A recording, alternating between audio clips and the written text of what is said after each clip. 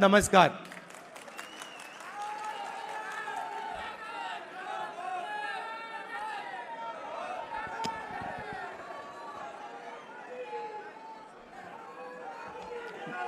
अब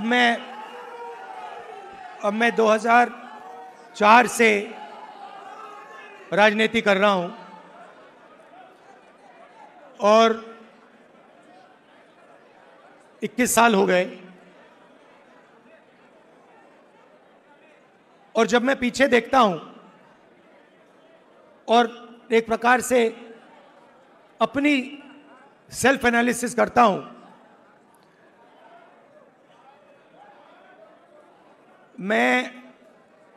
मैंने कहां सही काम किया और कहां कमी रही, तो 2-3 बड़ी इश्यूज दिखती हैं मुझे। जमीन अधिग्रहण बिल किया, मनरेगा किया, भोजन का अधिकार किया, ट्राइबल बिल, न्यामगिरी की लड़ाई लड़ी। अगर मैं अपने आप के बारे में सोचूं तो मैं कहता हूं ये काम मैंने सही किया। और जहां तक कमी रह सकती है, मगर जहां तक मैंने, चाहे वो आदिवासियों की बात हो, दलितों की बात हो, माइनॉरिटीज की बात हो, वहां पे मुझे लगता है कि मुझे अच्छे नंबर मिलने चाहिए। महिलाओं की इश्यूज पर मुझे सही नंबर मिलने चाहिए।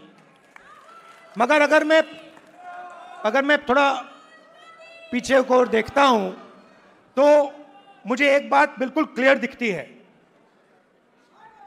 कि एक चीज में मेरी कमी रही थी। भैया बोलने दो, ब्रदर बोलने दो, आप बाद में बोलना। तो एक चीज में कांग्रेस पार्टी में और मेरे अंदर भी एक चीज मैंने मिस कर दी, एक गलती मैंने की। क्या थी? जो ओबीसी वर्ग है उसका जिस प्रकार से मुझे प्रोटेक्शन करना था, मैंने नहीं किया।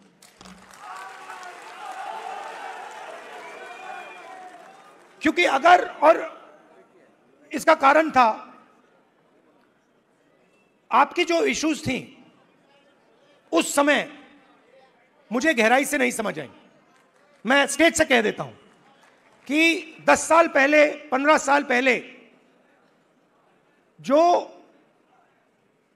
दलितों के सामने कठिनाइयां थी वो मुझे अच्छी तरह समझ आ गई। वो शायद वो ज्यादा आसान है समझना, वो क्लियर है। अनटचेबिलिटी, उनकी हिस्ट्री है, तो एकदम पता लग जाता है। आदिवासियों की भी इश्यूज आसानी से समझ आ जाती हैं। आप उनके इलाके में जाइए, जंगल, जल, जमीन बिल्कुल सामने दिखता है। मगर ओबीसी की जो इश्यूज हैं, जो मुश्किलें हैं, वो छुपी रहती हैं, आसानी से नहीं दिखती हैं। मेरी रिग्रेट क्या है कि अगर मुझे आपकी हिस्ट्री के बारे में, आपकी इश्यूज के बारे में थोड़ा सा भी ज्यादा मालूम होता, मैं तभी जाति जनगणना करा देता। वो निकल गया। और मैं स्टेज से कह रहा हूं, वो गलती है मेरी, और कांग्रेस पार्टी की गलती नहीं है, मेरी गलती है। और इस गलती को मैं ठीक करने जा रहा हूं। और एक प्रकार से अच्छा हुआ है। मैं सोच रहा था कि ठीक है भाई, गलती हो गई, तो अच्छा क्या है, मैं आपको बताऊं कि अगर उस समय जाति जनगणना करवा दिया होता तो जैसा मैं अब जाति जनगणना कराऊंगा ऐसा नहीं होता। क्योंकि जो हमने तेलंगाना में किया है आपको वो पॉलिटिकल अर्थक्वेक है, वो हिंदुस्तान की राजनीतिक जमीन को उसने हिला दिया है। अभी आपको उसका जो आफ्टर शॉक है वो अभी आपको लगा नहीं है, मगर वो काम हो गया है। जैसे सुनामी आई थी ना, मगर जो सुनामी, जिस अर्थक्वेक ने सुनामी बनाई वो तो आपने देखा भी नहीं, वो समुद्र के नीचे था, है ना। मैंने थोड़ा स्टडी किया, पता लगा कि जब सुनामी आई थी 1000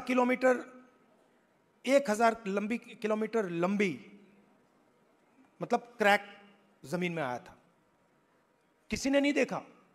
उसके बाद में 2-3 घंटे बाद उसका असर दिखा। वही हुआ है तेलंगाना में। मैं आपको बता रहा हूं, 21वीं सदी डेटा की सदी है। मोदी जी कहते हैं data data data, DDD, 4D, 5D, 3D, ऐसे बोलते रहते हैं, सुना ना आपने। 50-60 साल पहले अगर आप पूछते पावर कहां से आती है, लोग आपको कहते पावर तेल से आती है, ब्लैक गोल्ड कहते थे उसको। जिस देश के पास तेल है उसके पास पावर है, वो पूरी दुनिया को कंट्रोल कर सकता है। अगर वही सवाल आज आप पूछें तो ब्लैक गोल्ड नहीं है, आज का तेल डेटा है। और डेटा कंपनियों के पास होता है। आप रिलायंस के पास जाइए, अमेज़न के पास जाइए, वो आपको डेटा दिखा देंगे। किसी भी अस्पताल में चले जाइए, आपको वो डेटा दिखा देंगे। मगर जो डेटा आज तेलंगाना सरकार के हाथ में आ गया है, उसका देश में कोई मुकाबला नहीं है। आज तेलंगाना में हम आपको बता सकते हैं, हम आपको 1 मिनट के अंदर बता सकते हैं कि तेलंगाना की सारी कॉर्पोरेट्स में, उनकी सारी मैनेजमेंट में कितने ओबीसी हैं, कितने दलित हैं, कितने आदिवासी हैं।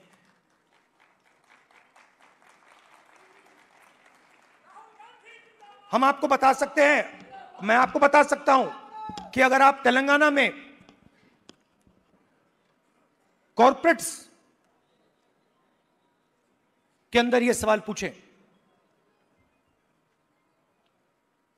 कितने ओबीसी हैं, मैनेजमेंट में कितने हैं, ओबीसी मालिक कितने हैं, दलित मालिक कितने हैं,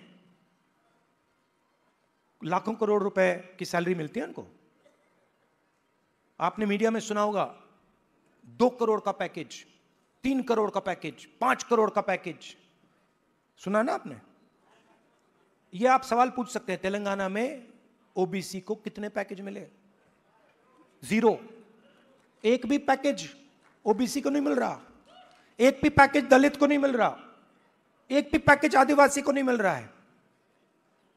और आप मनरेगा की लिस्ट निकालिए, पूरी लाइन ओबीसी, दलित, आदिवासियों से भरी हुई है। ये जो गिग वर्कर्स कहलाते हैं, डोमेस्टिक स्टाफ, गिग वर्कर्स, इनकी लिस्ट निकालिए। तेलंगाना में ब्लैक एंड व्हाइट है। इस देश में मजदूरी ओबीसी, दलित, आदिवासी करते हैं।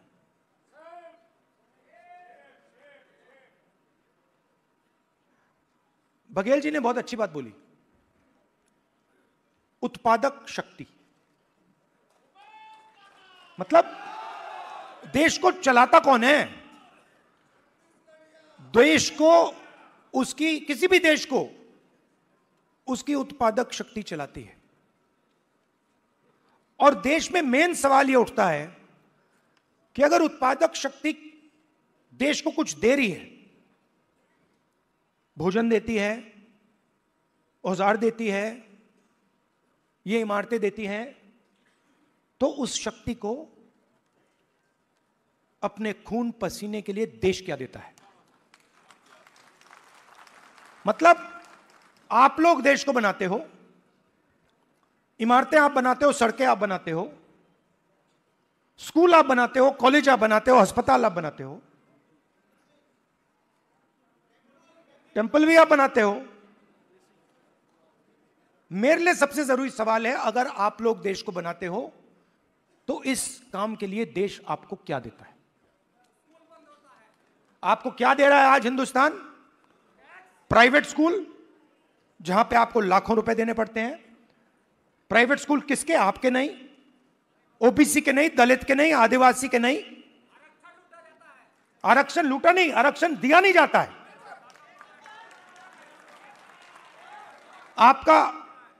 आपके जो ऑफिसर्स हैं आइडियलिज्म के साथ अंदर आते हैं, भर्ती होती है, आइडियलिज्म से आते हैं और फिर आस्ते आस्ते कट दिया जाते हैं। ACR, annual confidential report, OBC, Dalit, Adivasi अफसरों को हत्या करने का तरीका। रिजर्वेशन आपको दी गई है, मगर फाइनेंशियल मिनिस्ट्रीज को देखिए, डिफेंस मिनिस्ट्री, फाइनेंस मिनिस्ट्री, बड़ी बड़ी मिनिस्ट्रीज को देखिए, और वहां पे आप नेशनल लेवल, मैंने चेक किया, वहां पे मुझे ओबीसी, दलित, आदिवासी नाम बता दो।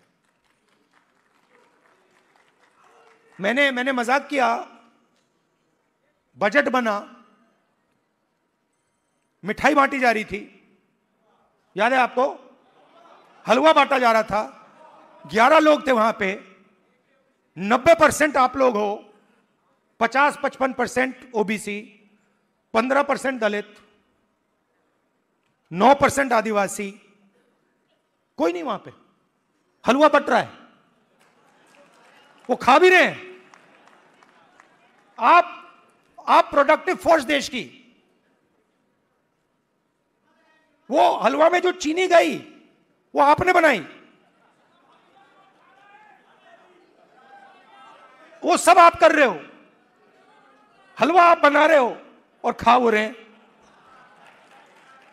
तो अब मैं ये नहीं कह रहा हूं कि उनको हलवा नहीं खाना चाहिए, उनको भी खाना चाहिए, मगर भैया आपको भी थोड़ा मिलना चाहिए ना।